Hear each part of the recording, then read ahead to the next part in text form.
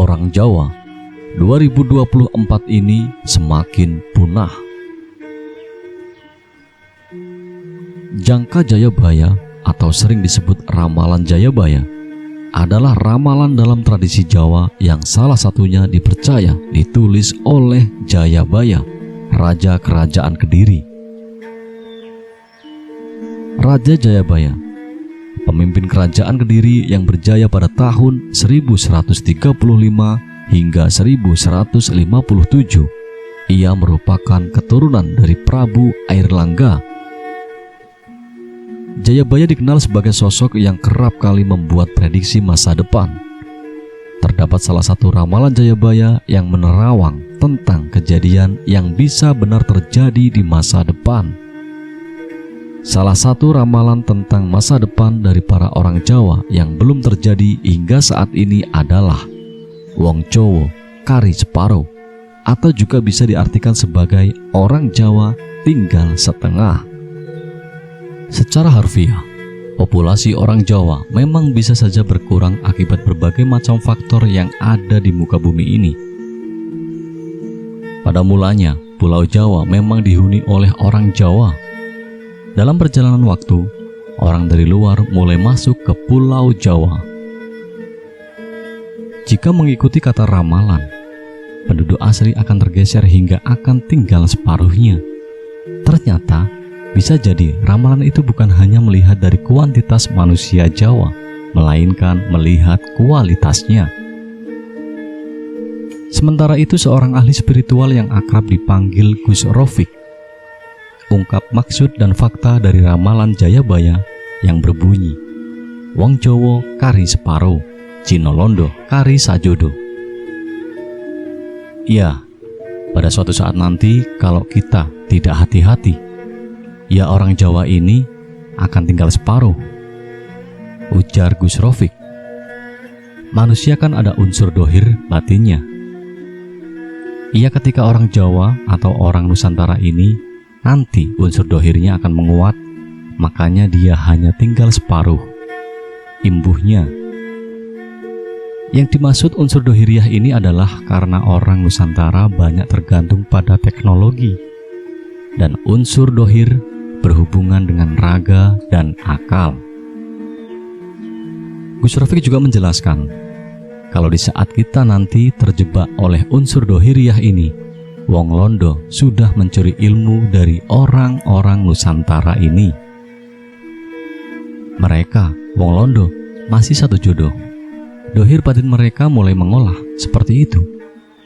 Jadi itu kalau kita tidak hati-hati, itu akan terjadi. Tapi kita kembali lagi, itu adalah ramalan. Ramalan itu bisa menjadi satu petuah yang harus kita hati-hati, supaya itu tidak terjadi. Atau memang ramalan itu bakal terjadi nanti, ujar Gus Rofik. Jadi wong Jawa kari separuh itu hilang separuh. Jadi yang hilang itu unsur batiniahnya yang selalu dekat dengan Tuhan. Nantinya akan ketutup oleh unsur-unsur dohir. Akhirnya ya tinggal separuh karena hilang separuh dari itu tadi.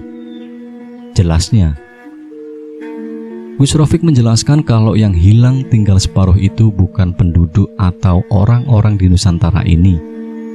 Makna dari ungkapan tersebut ialah orang Jawa, ilmu kejawaannya tinggal separuh, tidak lagi lengkap. Bukti budaya, banyak orang Jawa suka mengenakan blangkon, berbaju surjan, tetapi bercelana panjang dan beralas kaki sepatu olahraga tanpa aksesoris keris. Wong wadon ilang wirangi, atau wanita hilang rasa malunya. Jika Prabu Jayabaya, Ronggo Warsito, dan Sunan Kalijogo diizinkan reinkarnasi, mungkin beliau-beliau akan menangis melihat perilaku sehari-hari rakyat negerinya. Suluknya ternyata benar, ramalannya tepat semua. Di sana sini banyak wanita yang hilang rasa malunya. Tetapi uniknya justru menjadi tren dan gaya hidup. Lihat saja, dalam dinamika sosial justru yang ngetren adalah tinggi-tinggian. apa saja, entah tinggi-tinggian ilmu, gedung, kekayaan, pangkat, tinggi-tinggian gelar sosial, akademis, dan lain sebagainya. Namun yang akan kita bahas terkait suluk di atas adalah tinggi-tinggian celana. Secara fungsi celana itu sarana untuk menutupi aurat. Jika dikenakan kaum Hawa disebut rok, atau boleh juga disebut jilbab. Apa yang bakal terjadi jika aurat yang wajib ditutup rapat justru ditinggi-tinggikan, dijadikan tontonan layaknya obral barang dagangan? Ketika aib rumah tangga yang seharusnya disembunyikan justru menjadi konsumsi publik, dijadikan program acara yang menarik di media sosial dan elektronik. Pada gilirannya, masalah kawin cerai, perselingkuhan, dan lain-lain di kalangan tertentu dianggap gaya hidup lalu ditiru banyak orang. Ketika lari kembali ke ulama agama, mungkin hanya pura-pura saja. Bunyi zikir atau wirid yang afdol bagi mereka adalah Masya Allah, Masya Allah, sambil Pak Kiai bingung, geleng-geleng kepala mengintip aurat santri-santrinya. Mungkin maknanya bahwa umat Indonesia telah tergoncang. Apa karena tak ada suri tauladan pemimpinnya? Iman manusia mulai bergoyang. Adakah zaman kolobendu memang sudah tiba? Banyak pula orang Jawa yang tidak bisa membedakan antara kerata basa atau jarwo dosok, wangsalan, paribasan, dan falsafah. Filosofi angka dalam bahasa Jawa.